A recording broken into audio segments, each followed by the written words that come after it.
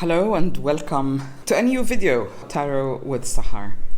The emphasis on these series of videos is to go through the tarot as a tool for self-development, because it does reflect the journey of the Fool, situations and things that we go through in order to deal, adapt, and change our lives or transform ourselves in the process in the right way, to become more enlightened, more wise, to enjoy life really, and to feel that we are the master of our own destiny. So get your cup of coffee or tea ready and let's start. I'm just going to move this to the side. So what we did is that we had the Fool outside and we lay the cards in 3 rows. Today I'm focusing on the first 2. We have reached the second phase of the enlightening journey that is reflected in the major cards. So we start with the major cards, we set the minor cards on the side for now. So the first part of the journey of the Fool is the earthly part, if you like.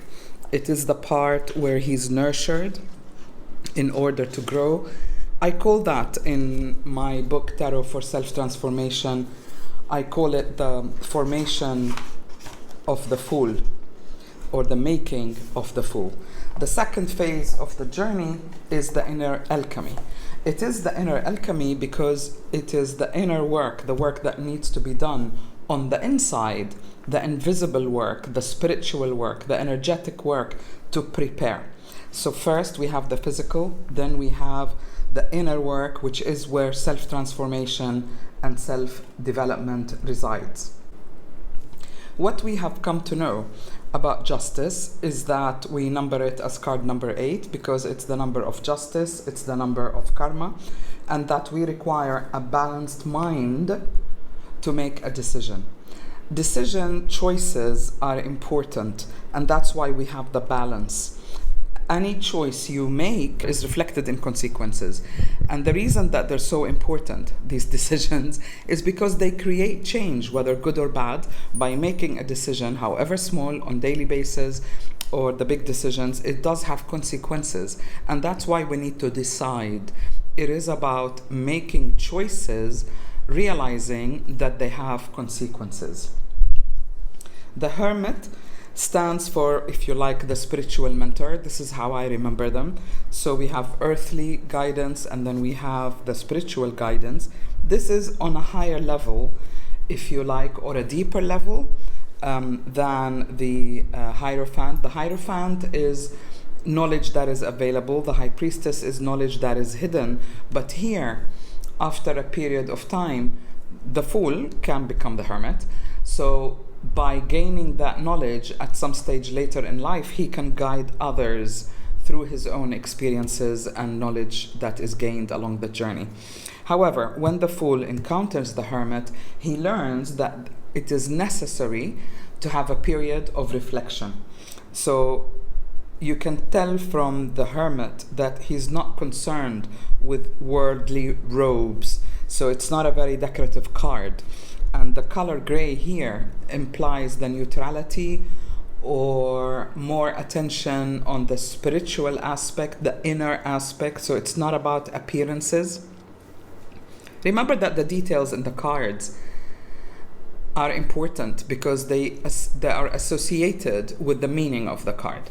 So here, although it seems like a colorless card, is to allow you to focus on the star. And we see the star almost everywhere.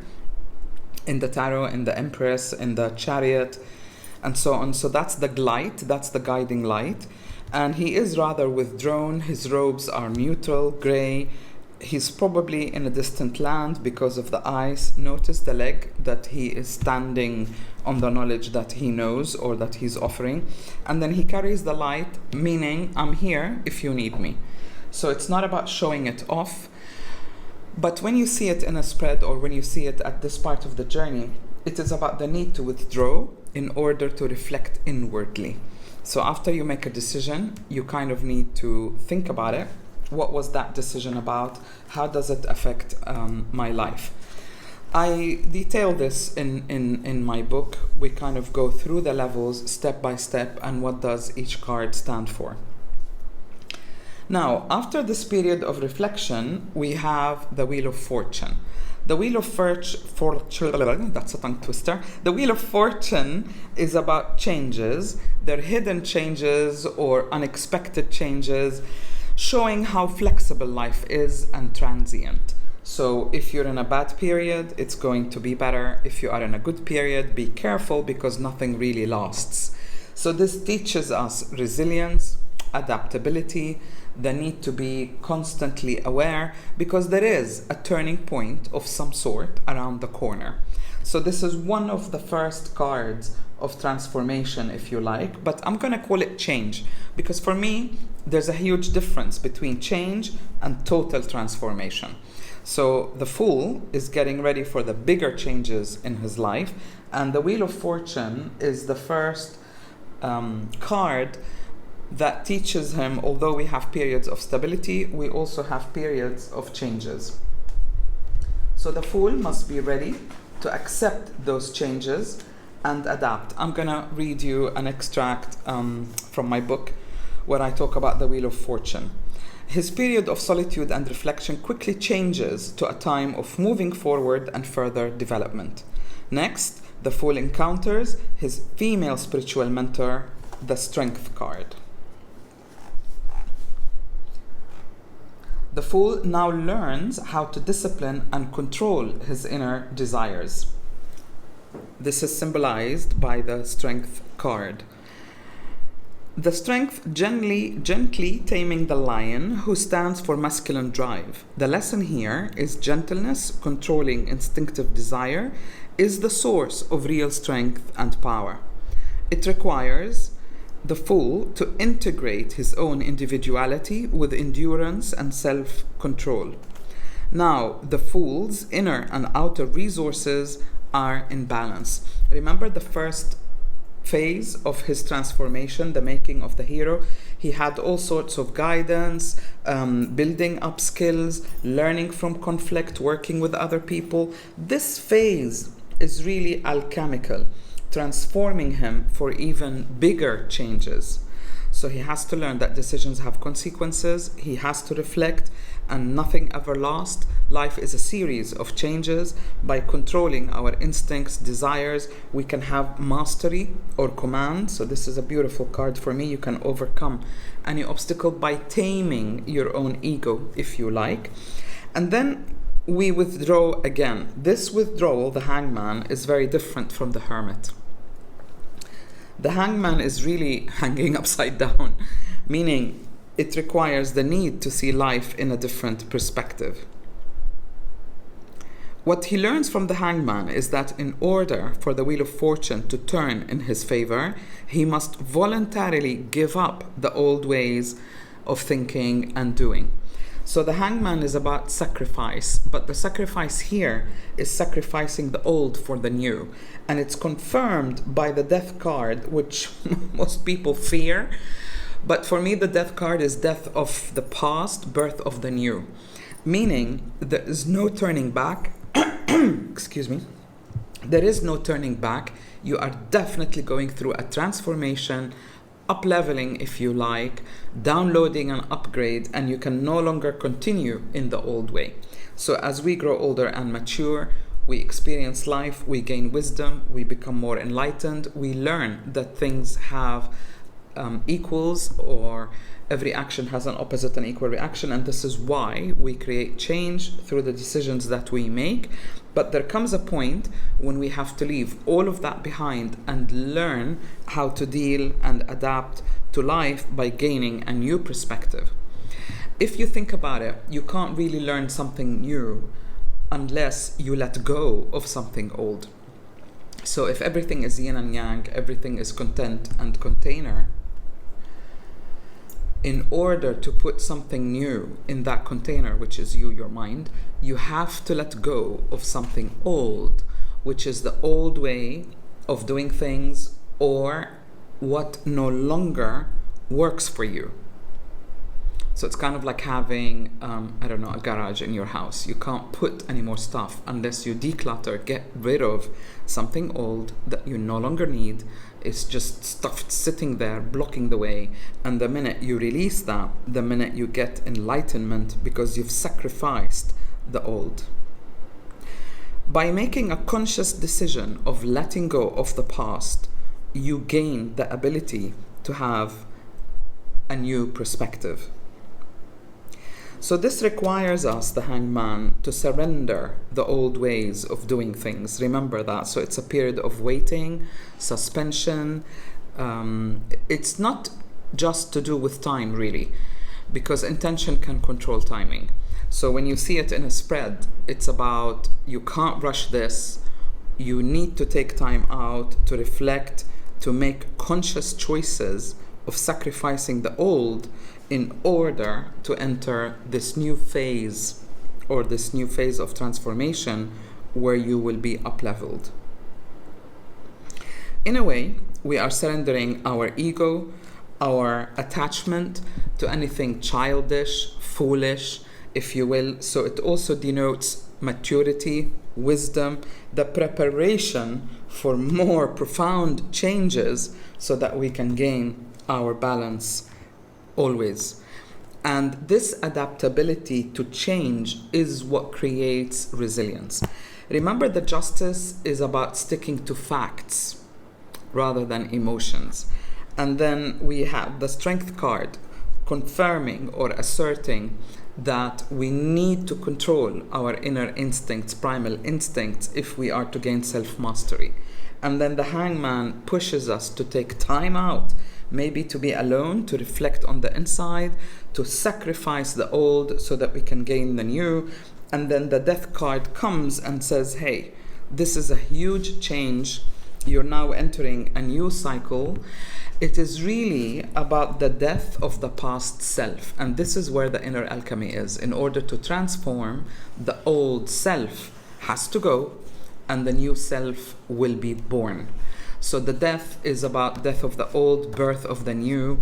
It is one of the most profound or potent transformation cards that any human being goes through. But also it is reflected, as I said, in the journey of the Fool in the tarot.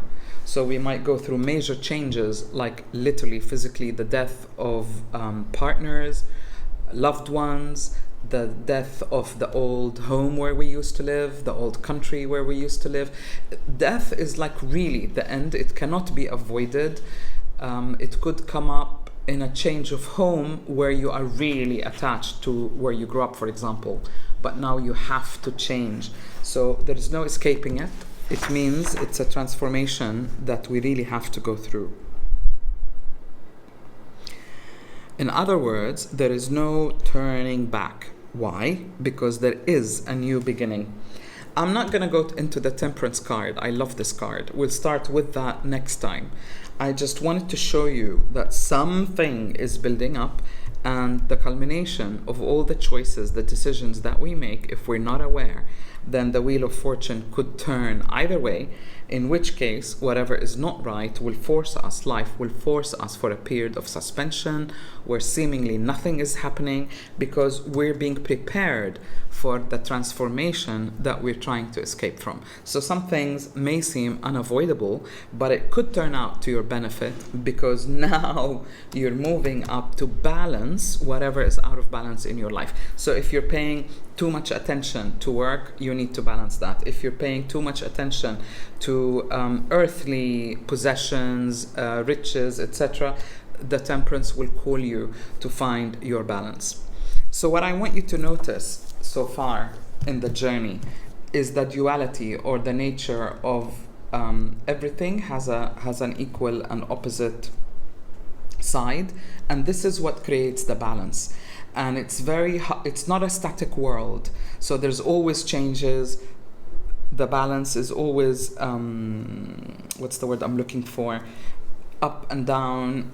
We may have good period, we may have a stuck period where things slow down, but that is part of the change.